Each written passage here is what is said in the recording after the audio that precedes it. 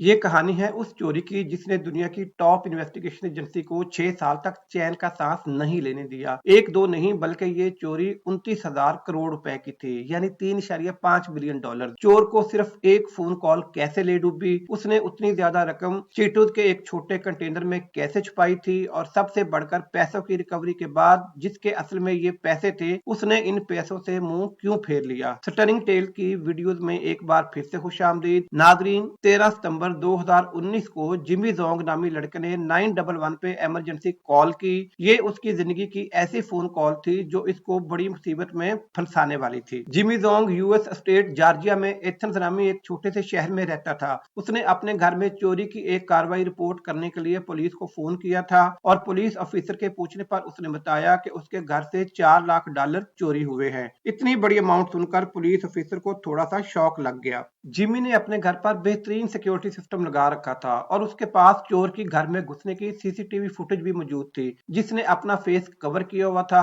Jimmy Jong Georgia university का graduate था, और वो अपने दोस्तों में पार्टी बॉय के नाम से पहचाना जाता था। वो एक पार्टी में $5 लाख यानी करीब 4.25 करोड़ रुपए उड़ा देता था। किसी बार में जाता तो वहां मौजूद तमाम लोगों को फ्री ड्रिंक्स खरीद कर देता। उसके ज्यादातर दोस्त उसका साथ सिर्फ पैसों और अय्याशी की लालच में देते। यहाँ तक कि अपनी फेवरेट फुटबॉल टीम का मैच देखने के लिए जिमी ने एक बार अपने दोस्तों को इकट्ठा किया और प्राइवेट जेट में इन सब को लॉस एंजलिस ले गया। तो कहने का मकसद सिर्फ इतना है कि जिमी के पास बहुत कम एज में ही इतना ज्यादा पैसा था जो शायद वो खुद भी संभाल नहीं पा रहा था। जब पुलिस उसके घर में हुई चोरी का पता लगाने में नाकाम रही तो उसने मार्टली नामी एक प्राइवेट डिटेक्टिव को हायर कर लिया, क्योंकि जिमी के लाइफस्टाइल और फ्रेंड सर्कल से ऐसा मालूम होता था कि ये चोरी उसी के किसी दोस्त ने की है। इसी वजह से मार्टली ने उसके केस को अच्छी तरह स्टडी करने के लिए जिमी की प्राइवेट लाइफ पे नजर दौड़ाई, जैसा कि उसके सोशल मीडिया अकाउंट्स और उसके बैंक अकाउंट्स की ट्रांजैक्शन। ये प्राइवेट डिटेक्टिव भी परेशान थी कि इतनी कम एज में इतने ज्यादा खर्चे करने के पीछे जिमी का सोर्स ऑफ इनकम क्या है। जिमी सबको बताता था कि वो एक बिटकॉइन ट्रेडर और क्रिप्टो इन्वेस्टर है। पिछले कुछ सालों में बिटकॉइन की बढ़ती हुई प्राइसेस देखकर हर कोई उसकी बात पर यकीन कर लेता था।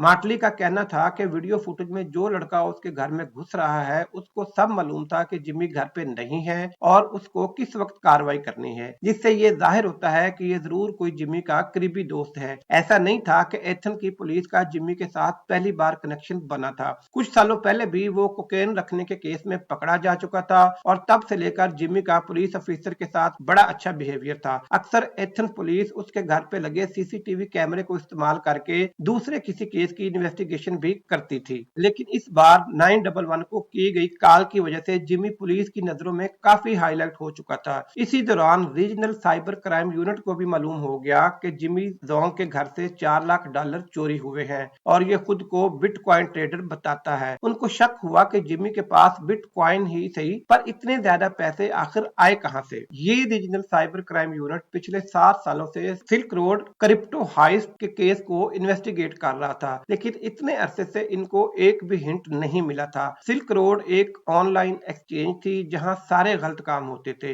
वेपन से लेकर ड्रग्स तक तमाम इलीगल चीजें यहाँ ट्रेड होती थी, और उसकी ट्रांजैक्शन बिटकॉइन में की जाती थी। 2012 में ये एक्सचेंज हैक हो गई और किसी ने तमाम ट्रेडर्स के टोटल 51,680 बिटकॉइन चुरा लिए। लेकिन चूंकि ये एक इलीगल डार्क वेबसाइट थी, इसी वजह से किसी ने भी इस थेफ्ट को रिपोर्ट नहीं किया। अगले ही साल सिल्क रोड का मालिक पकड़ा गया और एफबीआई ने वेबसाइट को बंद करके सारे बिटकॉइंस अपने कब्जे में ले लिए। सिल्क रोड के मालिक के पास से 1,70,000 बिटकॉइन बरामद हुए, लेकिन 51,680 बिटकॉइन अभी भी मिसिंग थे, जो कि असल में पहले ही किसी हैकर ने चुरा लिए थे। एफबीआई को लग रहा था कि शायद ये सिल्क रोड के मालिक ने किसी और अकाउंट में ट्रांसफर कर दिए हैं, और अब ये हमसे झूठ बोल रहा है। बिटकॉइन के डिफरेंट अकाउंट्स की ट्रांजैक्शन बिल्कुल ट्रांसपेरेंट होती हैं, इनको कोई भी देख सकता है, लेकिन सिर्फ अकाउंट के मालिक का पता नहीं चलता। रीजनल साइबर क्राइम यूनिट को शक था कि कहीं जिमी जोंग का सिल्क रोड के अकाउंट से चुराए हुए बिटकॉइन से कोई तल्लक तो नहीं है।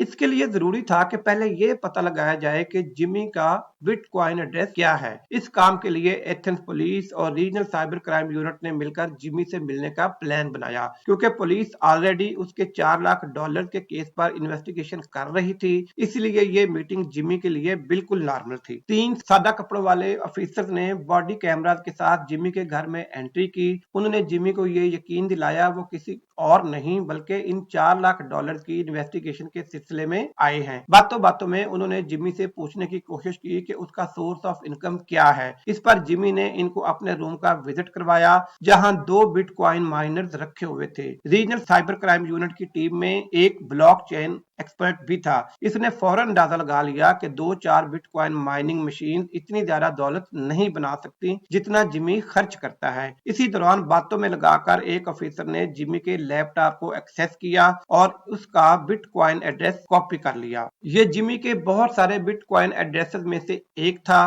पर यह सिल्क रोड क्रिप्टो हाइस्ट से कनेक्शन जोड़ने के लिए काफी था। रीजनल साइबर क्राइम यूनिट का तीर बिल्कुल सही निशाने पे लगा था। इस बिटकॉइन एड्रेस में बेशक कोई खास अमाउंट तो नहीं पड़ी थी, लेकिन उसकी ट्रांजैक्शन हिस्ट्री का लिंक कई साल पहले सिल्क रोड के अकाउंट से मैच हो रहा था। ये तो साबित हो चुका था कि जिमी का जरूर सिल्क रोड के हाइट से कोई कनेक्शन है। अब ऑफिसर को तलाश थी इन 51,680 बिटकॉइन की, जो उनके ख्याल में जिमी के पास ही मौजूद थे। उन्होंने एक बार फिर से जिमी से कांटेक्ट करके उससे मीटिंग फिक्स की, लेकिन इस बार वो उसके खिलाफ सर्च वारंट लेकर गए थे। जब जिमी को मालूम हुआ तो उसके चेहरे का रंग ही उड़ गया। ऑफिसर ने उसके घर की तलाशी लेना शुरू की, एक एक टाइल को बजाकर चेक किया कि कहीं जिमी ने कोई सीक्रेट स्टोरेज बॉक्स तो नहीं बनाया हुआ। आखिर में इनको चीटोस का एक कंटेनर नजर आया जिसके अंदर छोटा सा टॉवल पड़ा था। स्नैक्स के कंटेनर में टॉवल का पीस देखकर उनको शक हुआ तो उन्होंने उसको बाहर निकाला। उस टॉवल के नीचे उनको एक छोटी सी कंप्यूटर चिप पड़ी दिखाई दी।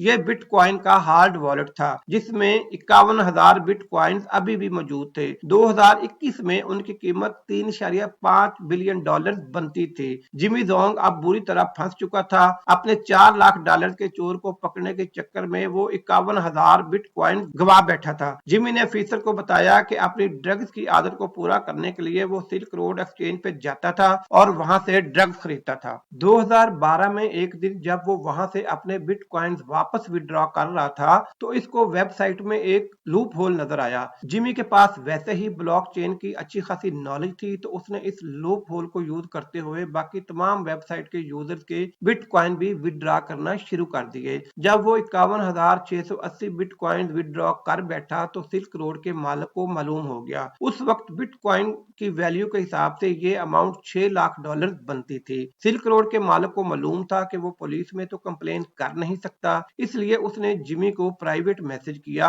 और उससे पूछा कि तुमने वेबसाइट में क्या लूप होल ढूंढा है। जिमी ने उसको वेबसाइट का लूप होल बता दिया, जिसके बदले में उसने चुराए हुए बिटकॉइंस माफ कर दिए। एथेंस पुलिस, एफबीआई और रीजनल साइबर क्राइम यूनिट कई साल पुराने केस को अब हल कर चुके थे। 2023 में जिमी जोंग को वायर फ्रॉड के केस में 1 साल और 1 दिन की सजा सुनाई गई। ये यूएस की हिस्ट्री का सबसे बड़ा बिटकॉइन हाइट समझा जाता है। जिमी अगर उस दिन 911 को कॉल ना करता तो शायद आज वो अपने बिटकॉइन समेत आजाद घूम रहा होता और इस फोन कॉल ने जिमी को एक ही झटके में आसमान से जमीन पर ला गिराया। एफबीआई ने सीज किए गए 51,000 बिटकॉइन के असल मालकान के नाम एक नोटिस निकाला कि जिन जिन का भी 2012 सिल्क रोड क्रिप्टो हाइस्ट में नुकसान हुआ था वो सामने आकर क्लेम कर लें। पर हैरत की बात यह थी कि एक भी आदमी सामने नहीं आया, क्योंकि सामने आने का मतलब है कि उसका सिल्क रोड पे अकाउंट था और सिल्क रोड पे अकाउंट का एक ही मतलब है कि वो किसी ना किसी क्रिमिनल एक्टिविटी में